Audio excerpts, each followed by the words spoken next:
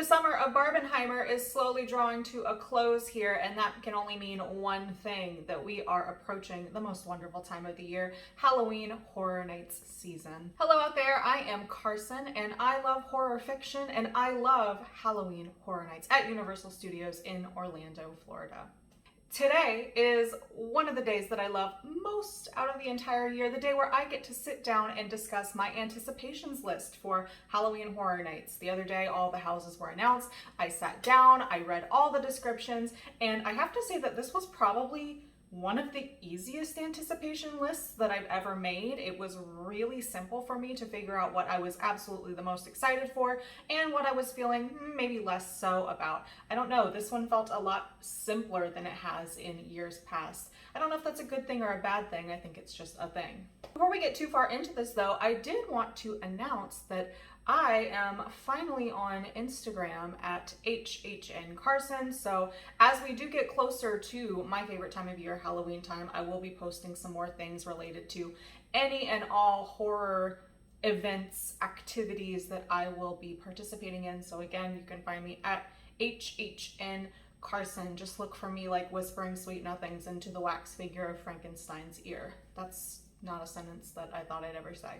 And as always, I want to throw a quick disclaimer at the beginning of this list. I know that over the years, it's gotten a little bit perhaps taboo to have an anticipation list. In the opinion of some, I don't want this to be taken negatively, and I don't want any cast members that are in any of these houses to take this as like a diss at them or anything. I have thoroughly enjoyed almost every single house that I've ever been in at Horror Nights, barring like my bottom 10, and I've done many of them at this point. But I know sometimes it gets a little personal. Some of the actors in the houses might, and understandably, get their feelings hurt if their house is one that maybe not everyone is liking. But I always feel like every cast in every house brings it 100%. So my enjoyment is purely based on, you know, a lot of random different things. Like sometimes I gravitate more towards the fun houses, or sometimes I just am really into the set design. So enjoyment is not a black and white sort of thing. I know that kind of goes without saying, but in no way do I want any of this to be taken personally, and I'm not going into any house without an open mind this year. Without further ado, let's go ahead and get into it. So I'm going to start at number 10 with the house that I'm least excited for and work my way down to number 1, my most anticipated house. So let's get started. All right, at number 10 this year, I have put Chucky here. I allow for the possibility that I could go in and love this house. It does sometimes happen with my least anticipated house. Historically with me, sometimes my least anticipated has turned out to be my most favorite, but as much as it pains me to say it, I am just not a Chucky kind of gal. I get it, I see the humor in it, but I have never been able to sit through an entire Chucky movie. I just don't think it's for me. And I know there are some people that are super excited for this house. That's great. I hope everybody that is a huge fan of Chucky is really happy that this is coming, but that's just not the case for me. In fact, the first year I went to Horror Nights in 2009, there was a Chucky house, and we actually didn't go through it. Now, the idea of skipping a house in this day and age for me is like unheard of, but we were naive and we were young and we were still in high school, so we just skipped it. I'm not going to skip it. I want to see all 10 houses, so I don't know. I allow that this one might surprise me, but I'm sorry, Chucky, you're in last place. Number 9 is The Last of Us. Now, I have to shame myself here and say that as of the time of recording this video, I have not watched the show. I also have never played the video game. Ironically, I think my parents have watched the show, and I've heard a lot of wonderful things about it. I love Pedro Pascal. I think he's a fantastic actor, but I just haven't gotten into it. I got a little burnt out of kind of like the zombie post-apocalyptic stuff when The Walking Dead was really big. I never even finished The Walking Dead. It was too much. I got burnt out and it just wasn't interesting for me anymore. So the idea of committing to another piece of media that's like very heavily in that same genre just doesn't really appeal to me at all. I know a lot of people are super pumped to see this. This is another video game house that we've gotten. We've gotten Resident Evil before, which That's in my bottom houses of all time. And then you have Silent Hill, which is one of my most favorite houses that I've ever done. So I'm kind of curious to see where this one falls on the spectrum of the video game houses, because I had one that I absolutely adored and one that just didn't do anything for me. And from what I remember, a lot of people weren't exactly thrilled with the way the Resident Evil house came to pass. So I don't know. I'll be curious to see. Maybe this will inspire me to watch the show. In the number 8 spot on my list, I have put The Exorcist Believer. Are we noticing a theme with which houses have sort of collected at the bottom of my anticipation list? I think it's interesting that the IPs have kind of gathered down here at the bottom. Am I burnt out of IPs? Maybe, I don't know. I've always been more of a sucker for the original houses, and you know, again, still I might love any of these houses, but I was just more feeling the original content this year, so spoilers for the rest of the bottom part of my list here. But I digress. The Exorcist Believer. Now, I really liked the original Exorcist house that we had at the event previously. Fun fact, I have not seen all of that movie because my parents are very scared of like demonic things, and it's not even because they're like overtly religious or anything. They just do not play with demons that way. So when I was living in their house, they were like, absolutely not in our house, you will not be watching this. So perhaps now is my chance to watch The Exorcist. And I did actually just yesterday see the trailer for The Exorcist Believer. Yes, I went to see Oppenheimer yesterday, so it was awesome. Anyway, they showed the trailer for this beforehand, and I don't know. It just doesn't look like something I would enjoy. So I don't know. It looks a little too like cash grabby for me. I don't know. I hesitate to say that, but it just does not look like the type of horror movie that I would actually enjoy. It looks like one of the ones that you could like count down the seconds until like the inevitable jump scare happens. You know, like one of those that's a little too on the nose as far as horror, but who knows? I could kind of give or take this one, so we'll see what happens. Number 7, Stranger Things. And I think traditionally I have put the Stranger Things houses kind of more towards the bottom or middle of my anticipations list. I really enjoyed the other 2 years that this was at the event. I know that a lot of people are scared at the amount of people that are going to be attending the event, particularly teenagers, because Stranger Things is such a big draw. You know, I don't really have anything to add to that discourse, but I loved the 4th season of Stranger Things, and I'm glad that it's getting its own house. I didn't dislike when they did seasons 2 and 3 together because of the length of the house. They were able to fit so much in there, but I feel like there's so much meat to the 4th season that you really need to dedicate an entire house to it. I love the show. Can't wait for it to come back. I don't have a whole lot to say about this one. I'm sure I'll have a great time in the Stranger Things house. Number 6, Blood Moon Dark Offerings. So after reading the description of this one, I'm not gonna lie, I'm a little scared the fact that it's like colonial era, like moon worshippers. So quick side story here. I actually just got back from a trip to New England, and my husband and I were spending some time in Salem while we were up there. I love Salem. It's one of my favorite cities. And I had never been to the Salem Witch Museum. We went in it while we were up there, and to call it a museum is not the truth. It is more of the Salem Witch show. The show being you sit in a dark room with dioramas with scary static mannequins surrounding you, and they're above you. And a scary Rod Serling Twilight Zone-y narrator and music comes on and is like, do you believe in witchcraft?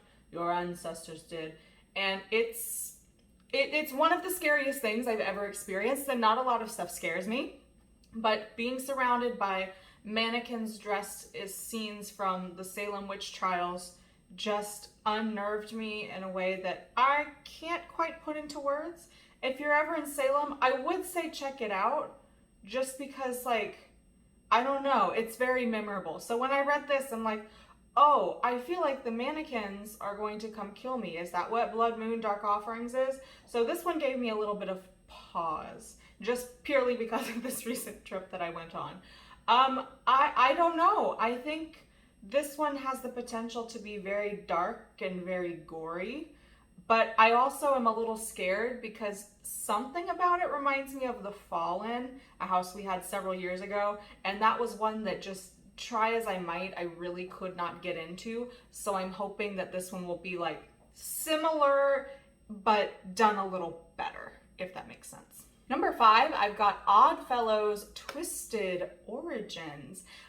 Those in the know of Horror Nights know the name Oddfellow. I've also been hearing this name tossed around during speculation season, so this one didn't really come as a surprise, but I have got to say this one has a lot of potential, I think, particularly scenic design-wise. I think, isn't this one supposed to be set in kind of another era, I believe, maybe the 40s? I could be completely wrong. I do feel like maybe I read that somewhere, but this one seems like it could be that kind of playful scary, the same way that like Carnival Graveyard was. I'm getting that kind of vibe, like a spooky, scary sideshow. I know it mentioned like a magical menagerie. So I'm picturing something kind of in that same vein. Also like the beginning part of House of a Thousand Corpses with the Captain Spaulding's like curiosity thing. That's what I'm getting from this one. I really feel like this one has the potential to be just amazing. Just like overrun, I'm sure, with Easter eggs for the super diehard Horror Nights fans to geek out over. I think this is going to be one of the fan favorites. If I had to make a prediction, I think this is going to be one that a lot of people are going to enjoy. Number 4 is Yeti Campground Kills. So I know when this was rumored, I was reading the speculation maps and everything. Originally it said Bigfoot, but now we are moving back to the Yeti. And I want to say, like, are these the descendants of the Yetis that we saw in that other house a few years ago? Because if so, I'm here for it. Everybody loved Yeti, at least everybody that I know that went to Horror Nights that year. It was amazing. So now I'm like, oh my God, Yeti again? I'm so excited for this. And this one is set in the 50s during a campground. So I'm like, all right, this one might be humorous as well, kind of campy, like, ooh, 50s, we're going to camp, and oh no, the Yeti's gonna come get us. I just feel like this is gonna be one where I have so much fun in it. Like I might just be smiling like a geek the entire time. But this one was a big surprise for me. Again, I thought we were gonna get some Bigfoot thing, which, you know, depending upon your beliefs in the Yeti and the Bigfoot, maybe they're interchangeable, maybe they're cousins, I don't know. But I was really excited to see the word Yeti, because I'm like, is this going to be a Yeti franchise? Every few years are we going to get like the Yeti set in some other period of time? Because I certainly hope that's the case. Number 3, Dueling Dragons. What I was so excited. I was hoping that this rumor was going to come true. I did not want to get my hopes up too much for this one though, but I was praying that the rumor that we were getting a Dueling Dragons house was going to be true. I think this is so cool to pay tribute to a fallen attraction, an attraction we no longer have. And while I love Hagrid, sometimes I still miss Dueling Dragons, and I miss back in the day, like the actual dragon heads fighting outside of the line. I just remember how like cool and iconic of an entrance that was back in the day. One thing about this description on the Horror Nights website, it says something to the effect of choose a side or choose a victor. Are we gonna have different paths we can go down? I don't know if I'm reading too much into this or not. I know that many years ago they had a house, I believe it was like a ship themed one where there were different paths. I don't think they've done anything like this since, unless I'm just like really forgetting, like blanking on a house. I don't think we've had like a choose your path kind of house before. I don't know logistically how that would work. I think that might be a nightmare when you put like drunk people into a literal maze. I don't know. Maybe I'm just like getting too ahead of myself on this one. But no matter what, I am so pumped for this house. I think this is an inspired idea to pay tribute to the history of the park. I think, you know, what does this mean? In a few years, will we get a Poseidon's Fury house? Probably not, but it's fun to imagine. Number 2, Universal Monsters Unmasked. I have loved every single Universal Monsters house that we have gotten in the recent years. I love that this is kind of a new thing where we get a Universal Monsters house and it's a twist on the monsters we've come to know and love. It's not a literal interpretation of the original films like my Wolfman and my Frankenstein and my Dracula Am I bumming? It's not supposed to be in the same vein of that. It's kind of like a newer take on it. I love this franchise, and I am really excited that we get Phantom back again this year. I do love Phantom of the Opera just in general. Not my favorite of the classic monsters, but I'm just Phantom trash through and through.